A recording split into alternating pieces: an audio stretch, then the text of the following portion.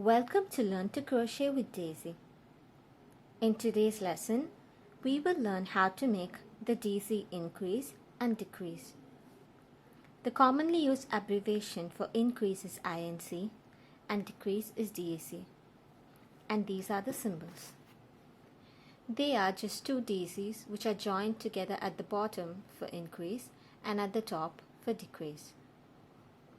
Let's get started with the increase first. I have here with me 9 DCs. So I'm going to make my turning chain. 3.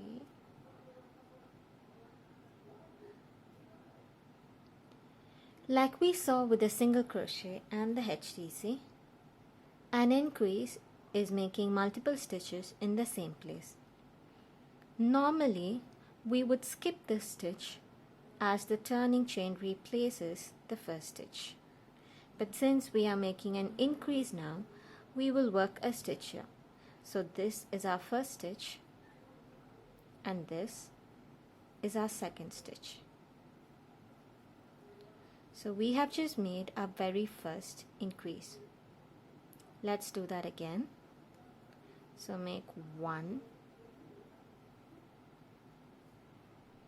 and 2 stitches in the same stitch. The increase is quite simple. You may pause the video right now and practice this a couple of times before heading over to the decrease. Now the decrease is making one stitch out of multiple stitches. I will be working the decrease over these 2 stitches. So first yarn over, insert your hook into the next stitch, yarn over and pull up a loop. Yarn over, draw through 2, do not complete the DC. Yarn over, insert your hook into the next stitch, yarn over and pull up a loop. Yarn over, draw through 2. Now you have 3 loops on the hook. Now yarn over and draw through all 3 loops. Let me repeat that. Yarn over, insert hook into the next stitch, yarn over and pull up a loop.